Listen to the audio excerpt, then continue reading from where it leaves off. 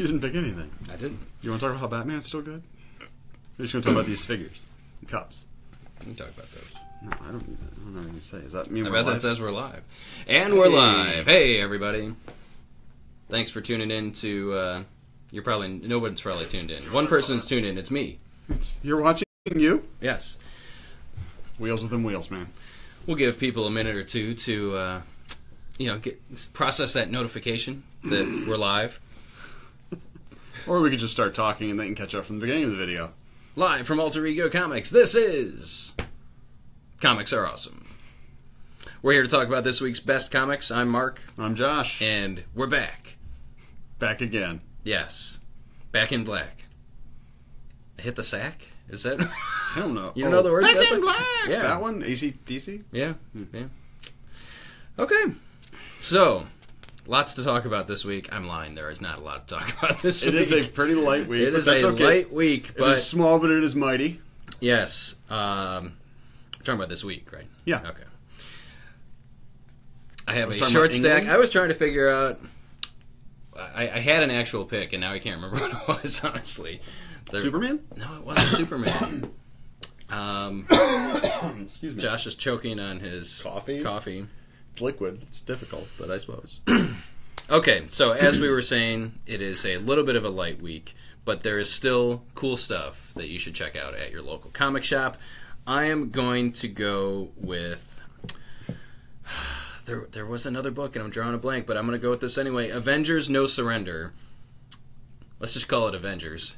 685. By a whole bunch of writers, Jim Zub, Al Ewing, and Mark Waid, and illustrations by Paco Medina. This book has really picked up speed over the last several issues. We are on part 11 of this 16-part story, and this one felt like an action movie to me. I mean, it was very fast-paced, like my heart was racing. I may have been having a stroke, I don't know, or I may have needed some sugar or something. But the Hulk is back. Bruce Banner is buried within the Hulk, so this is like a mindless rampaging Hulk. Or is it? Did you read this issue? I have not. I fell off in the middle when we sold out, and then I haven't been able to jump back in yet. Okay, so he may or may not be mindless, folks, but this is the Immortal Hulk, I believe is what we're calling him now. And, man, this is an awesome action-packed issue. The one thing that I kept thinking, I kept thinking several things as I was reading this, but the primary thought in my head was, if the Hulk kills any of these Avengers, I will not give a crap, because I don't know any of them. There are some familiar faces in here. Cannonball's in there, right? Cannonball is in there. I don't give a crap about Cannonball. Oh. I'm sorry. The Red Hulk, I don't even know who the Red Hulk is now. It's General something, and I don't know who it is. Do you know? No, I don't even know. I mean, he has a backstory, but I think he was introduced as part of the team before. Like he was in U.S. Hulk Avengers for an hour at a time. Yeah, and he's in Miles right now too, right? And he looks like General Ross because he's got the mustache and he's a general. And you Hulk anybody red with a mustache, they look like General Ross. Yeah. Okay. So who else do we get in here? We get Tony, the purple-haired girl, who I don't know. Quicksilver? Is that who's... Quicksilver is in here, and I do kind of care about Quicksilver. Vision. And we know that there's a Quicksilver miniseries coming from the guy... I'm going to screw up his name. It's the guy that writes Black Bolt right now. There is a blonde-haired woman. Yes, but I don't know. Ahmed, maybe. There's a blonde-haired girl who was bonded with Pod, whoever that was. Pod was the big alien kind of mecha thing. The Vision is in here, and some bad stuff happens. Living Lightning is in here. Right, you don't want confusion with... Uncle Voodoo. No, who is it? It's not Brother Voodoo. It's Dr. Voodoo. Well, that's the same person. He just uses a different name. That is the list, folks. I would have been okay if the Hulk killed every single one of them. You get a glimpse of the Scarlet Witch and Wonder Man, and who else? Cannonball. I think Sunspot. Yep, Sunspot's in here. But again, for the most part, it's packed with characters that I do not care about. But you still like to read it. But it's still my pick of the week. It was that engaging. It was that action-packed. And Medina's artwork is outstanding. It is outstanding. He did Nova when we were both reading it and proclaiming its awesomeness.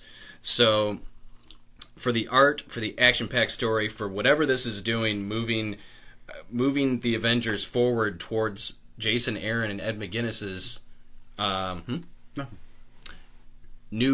not new Avengers, but just adjectiveless Avengers, which launches in May.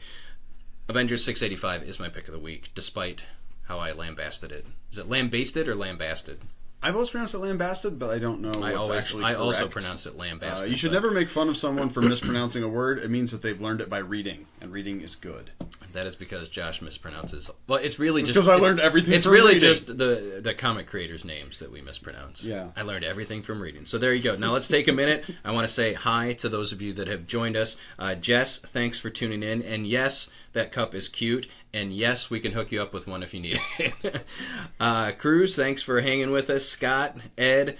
Ed has done research for us to let us know. Actually, Ed and Brian, that the Hulk is Robert Maverick. Yeah, from Top Gun. Mm-hmm. Permission to buzz the tower, Maverick. Who else is with us? That's it. Brian, Ed, Jess. Said hi to everybody. Scott, Cruz. Thank you for watching. Probably some other ones. Thanks for the thumbs up. You guys are awesome. And if you are just tuning in, if you just join us, chime in. Let us know who you are, where you're from, that sort of thing. And now over to Josh.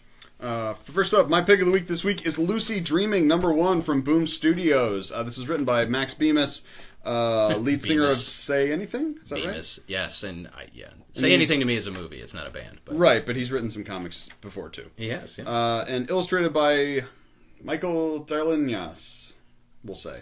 Darlinas. And this is the story of a teenage girl who doesn't like her life very much, not because it's, super bad or anything. We're supposed to hold up the covers. Oh, let's do that. I forgot last week. Wait. There's this Avengers book this one. Featuring that Hulk, who Sorry. we now know is named Robert Maverick. Yes, General Maverick. General Maverick. God, that's a terrible name. Is the Red Hulk. So this is Avengers 685, and sorry to interrupt Josh, but I did get scolded last week for not holding up the covers. Okay, well, you hold this one up while I talk. Oh, I'm supposed to hold up. Yeah, Sorry, so I'm distracted by words. So this is Lucy Dreaming. This is a story about a teenage girl who doesn't like her life very much. Not anything super bad or abusive or horrible life, but she's just being a teenager kind of sucks. And traditional. Basically, she's a character in a John Hughes movie. There's all the different groups. She doesn't fit into necessarily any of them. But what really gets us sucked in is at one point in this book she has a dream where she's basically in Star Wars. She and some rogue are leading a rebellion against a guy in a dark metal costume, and there's some familial connections and stuff, and it becomes evident that it is not a dream, that it is actually happening, and it's really cool. I've read some of other Bemis's other comic work, and I liked it. I really loved this. His dialogue, his character interactions are really good, and of course we can all relate to being a teenager and being in school and it sucking. And I'm really excited to see where it goes forward. If, there's one dream world or she dreams into multiple worlds. Is this a real thing? Is it dimensional travel? What is it? There's a bunch of questions. There's a lot of interesting ideas asked. It's only a 5-issue mini, so we should find out most of the answers relatively quickly. But I was super excited, and the artwork is really good. It fits the story.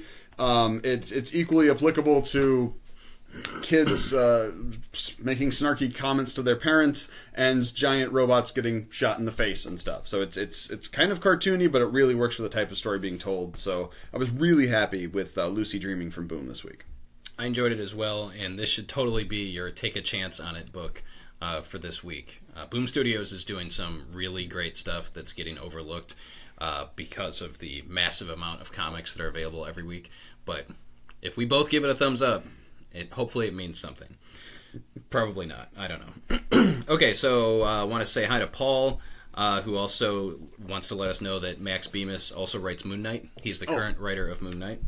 And he did some other work over at Boom, among other things. And then he's in that band. Say Anything. Jessica is here as well. So we have Jess and Jessica on board. Thank you for being here. Dustin, I don't know what's going on, man. You're yelling stream.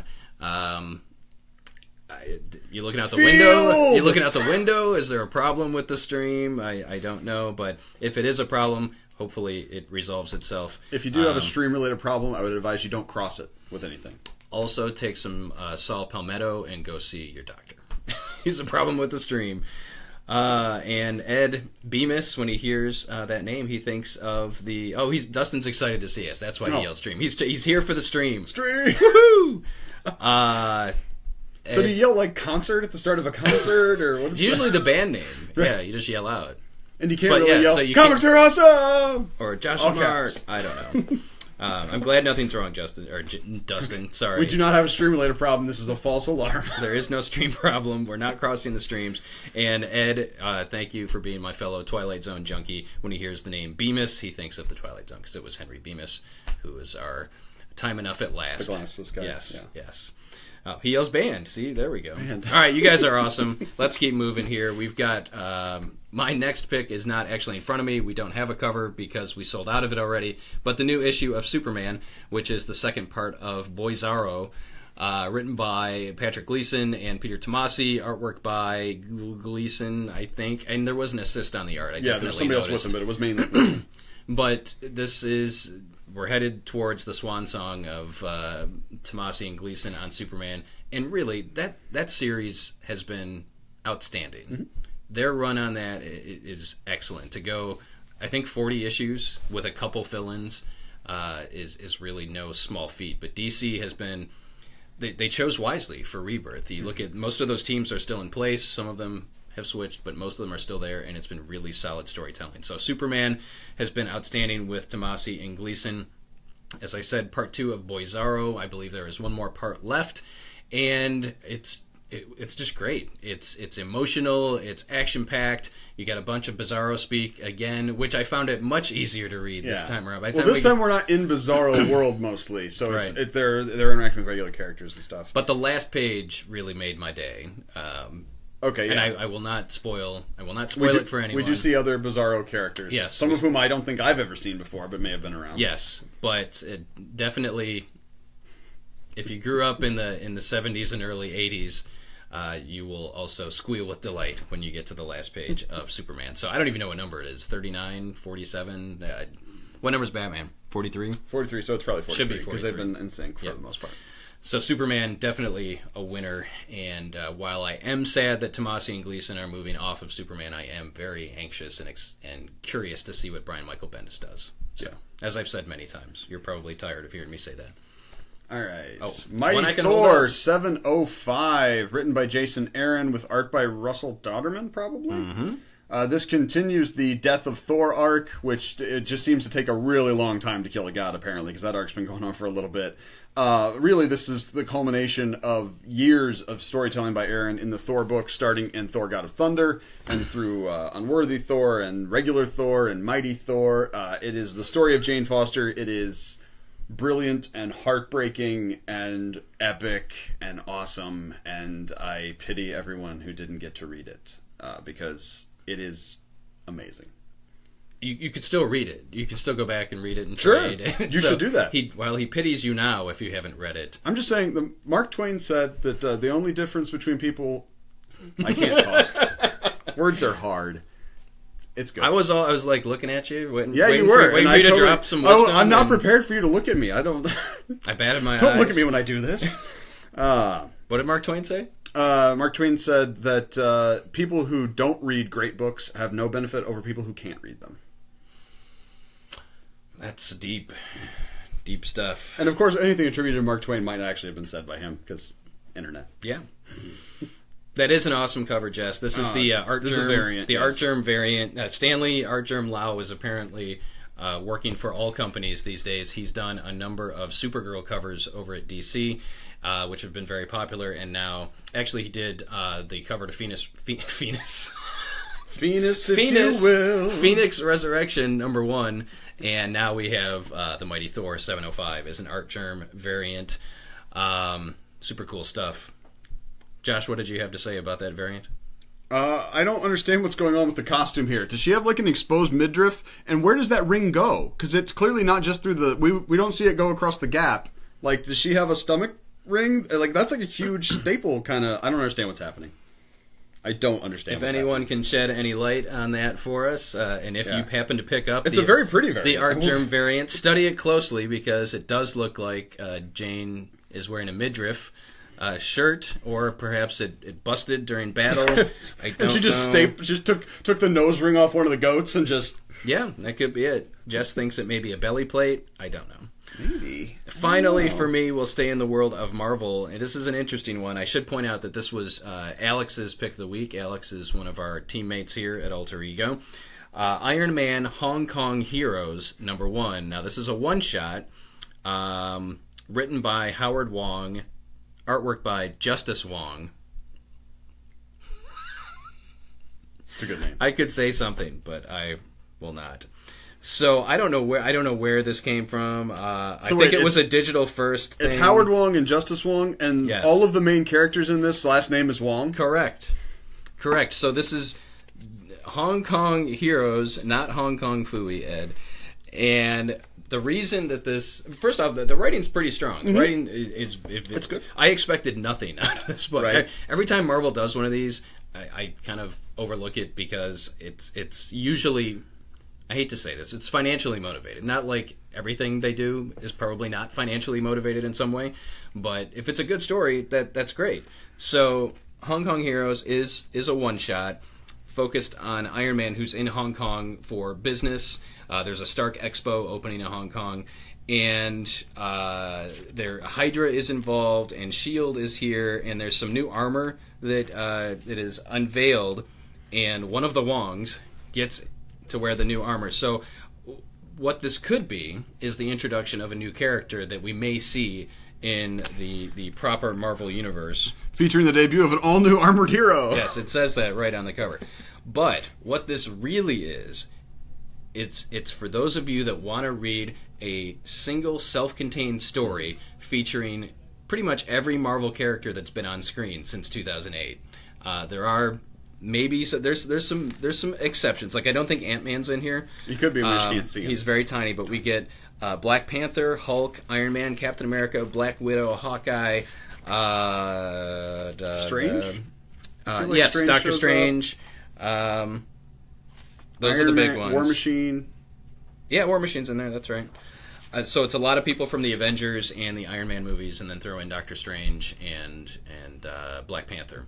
So if you want a story, either for yourself or to give to a friend or a loved one, perhaps someone that enjoyed the Black Panther movie or likes the Avengers, Hong Kong Heroes #1 is for you. So it's an entertaining story. I truly enjoyed it. Again, Alex's pick of the week, and it's definitely a heavily Asian influenced story. The art style is kind of, I don't want to say it's not manga, but it's not. It's almost like it's not really the art. I think it's more like the coloring, or like it's got almost like a, I don't know. Well, and I think the human characters' faces are a little. The It's eyes like are a little what's large. his face, Sedgwick, who Yeah. If you like Like a hyper. I don't know. Stefan Sedgwick, the guy that did Witchblade, Sunstone, and the recent awesome run on Aquaman, this art is very much like that. So I will stop babbling about Iron Man Hong Kong Heroes. It is, Ed, I almost said Hong Kong Phooey, just because of Hong Kong Heroes. Next up for me, we've got Weapon H #1, written by Greg Pak with art by Corey Smith. Preparation H #1. Yes, so this is spinning out of the big WMD Weapons of Mutant Destruction storyline that was a crossover between Totally Awesome Hulk and Weapon X, sometime last year? I guess everything was last year, but... Not everything. Not everything was last year? How do you know? It's all the consciousness. So we've got a guy who was done wrong by crazy scientists, the Purifiers. They're the ones led by, what's his name? Stryker? Yeah, Stryker. And they tried to fuse the DNA of Wolverine and the DNA of the Hulk to make a weapon, and this weapon would not be tamed. So who this is for, I don't know if you noticed this, but we had a World War Hulk. The first part of World War Hulk was on this week in the Hulk book. We've got Hulk over in Avengers with the Banner Hulk. This is somebody who wants the Hulk, the Hulk that you see in the original series, not the original series, the original series too, but the David Banner, the TV show, the Lou Ferrigno Hulk, the guy going from place to place, trying to stop from killing himself, trying to keep the monster inside. our Hulk has too many connections to the world. Banner is too smart now. He knows too many other Avengers. It's really hard for him to be the disconnected, wandering, lonely, sad, piano, walking away guy. But this guy can. And what I was really surprised by, Greg Pak's an amazing writer, so I shouldn't be surprised. He's written a lot of great stories. He's written a lot of great Hulk stories. So he's a former soldier. He has a family who thinks he's dead. He was declared killed in action or whatever. I don't know exactly how they declared him, but they've declared him dead. So you've got his wife and kids trying to scrape their life together and, fight for his veteran benefits so that they can, eat and stuff. So it's a really relatable story, but then there's also over-the-top stuff with cannibalism and Wendigos and scientists, and it's the sort of story that you can only tell in comics. You take the Hulk and the Wolverine and combine them, and it seems so ridiculous and over-the-top that it wouldn't work, but in a comic book, anything is possible. And in the hands of a capable writer, right, such as Greg Pak. Jess misses Bill Bixby. I think Bill Bixby, that's the name I was trying to think of. We all miss Bill Bixby. And the sad Hulk piano music. Yes. And my favorite Martian. So, man, yes, I want to say I'm dating myself, but my favorite Martian was on before I was born. Long before I was born. But I guess it was on Nick at Night, maybe, in the 80s. It's possible. Everything else was. And then Christopher Lloyd made that movie in, the 90s. Oh, what's the less... Yeah, no one's seen that. I haven't even seen that. All those crappy remakes, like Bewitched with Will Ferrell and Nicole Kidman. I don't think I've ever seen that movie, but... I'm not sure Bewitched is technically a remake because the show is a show in the movie.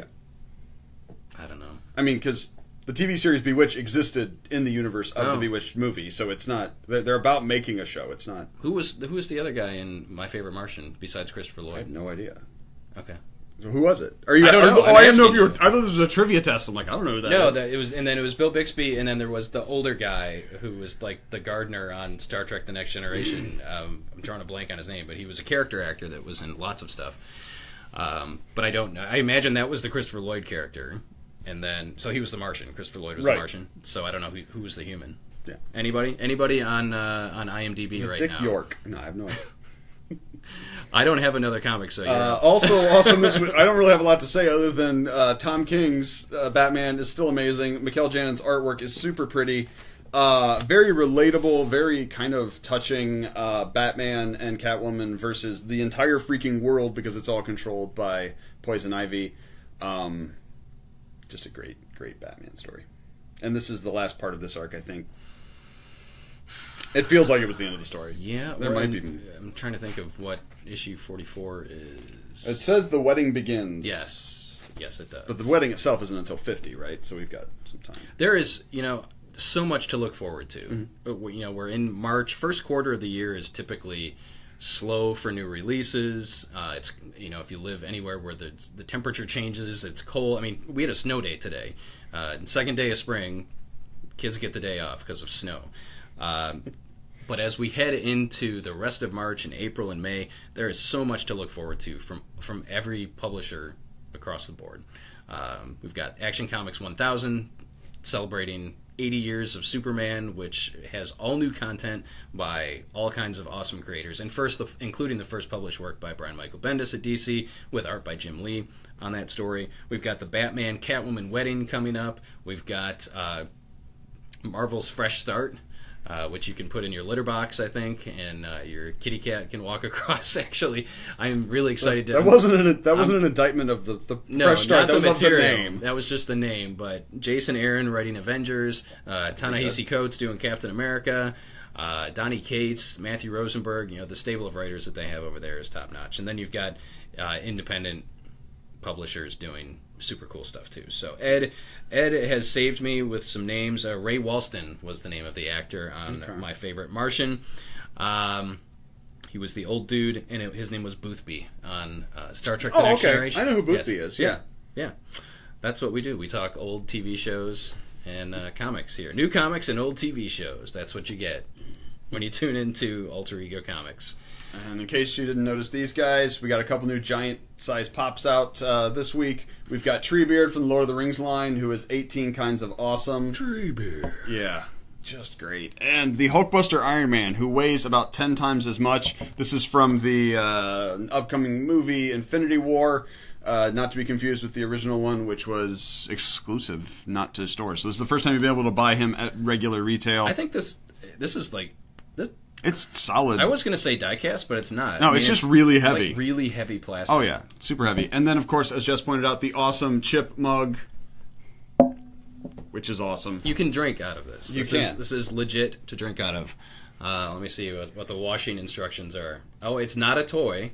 Good to know. And you do need to hand wash only. Yeah, that makes sense with the paint on there. Yeah, but I would it's think adorable. So that does it for this week. We want to thank everybody for tuning in. If you did enjoy this week's episode, please like, comment, and share so that we can get it in front of more people. And we will be back next week at some phantom time. We haven't settled on a time yet.